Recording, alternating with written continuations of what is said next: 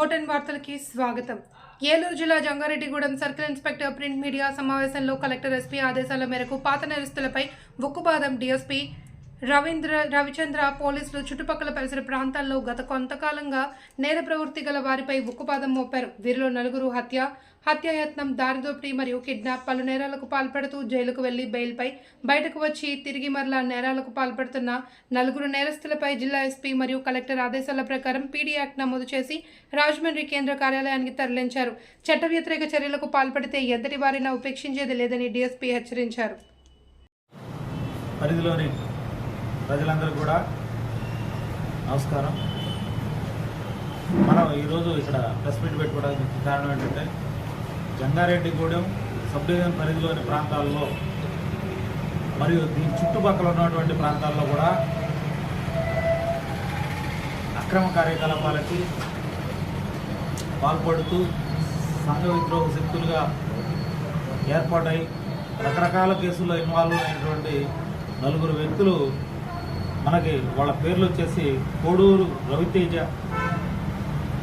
మద్దిపాటి కళ్యాణ్,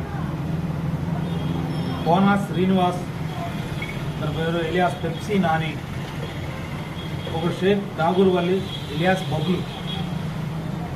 వీళ్ళు నలుగురు hard core క్రిమినల్స్గా తయారై జంగారెడ్డిగూడెం మరియు పరిసర ప్రాంతాల్లో నేరాలు చేయడం జరిగింది.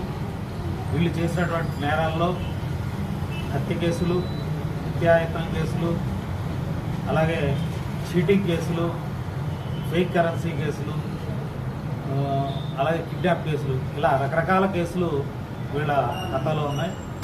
వీరు పదే పదే నేరాలు చేయడం, జైలుకి వెళ్ళడం, బెయిల్ మీద రావడం, మరలా వచ్చి ఇక్కడ నేర ప్రవృత్తిని కలిగి ఉండి మళ్ళీ నేరాల్లో ఇన్వాల్వ్ అయ్యి ఈ ప్రాంతం యొక్క స్థానిక లాండ్ ఆర్డర్ ఇష్యూకి ఆటంకంగా తయారయ్యారు.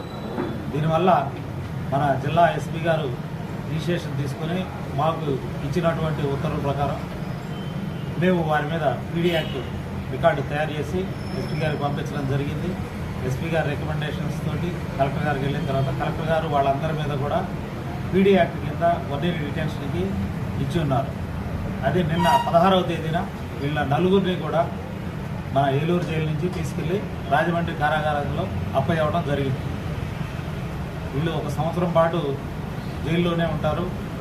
ఇలాంటి నేరాలు పాల్గొనేందుకు వీళ్ళు సంఘ విద్రోహ శక్తులుగా తయారై సామాన్య ప్రజలకు లాండ్ ఆర్డర్కి ఇబ్బందికరంగా ఉన్నారు కాబట్టి వాళ్ళు బయట ఉంటే ప్రమాదకరమనే ఉద్దేశంతో వీళ్ళందరినీ కూడా లాకప్లో డిటైన్ చేయడం అవుతుంది. వీళ్ళు కూడా 1 year పాటు జైల్లోనే ఉంటారు. తర్వాత ప్రజలందరూ కూడా ముఖ్యంగా తెలియపరుచుకునేది ఏంటంటే ఈ విధమైనటువంటి నేర ప్రవృత్తితో ఉండి ఎవరైనా సరే చట్టాన్ని ధిక్కరించి వారి చేతుల్లోకి తీసుకొని అసాంఘిక శక్తులుగా ఇక్కడ ప్రవర్తించినట్లయితే వారి మీద కూడా ఎలాంటి కఠినమైన చర్యలు తీసుకోబడతాయని చెప్పి క్రిమినల్స్ అందరినీ కూడా మీ యొక్క పత్రికాముఖంగా, వీడియో ముఖంగా అందరినీ కూడా హెచ్చరిస్తా ఉన్నాం. Thank you.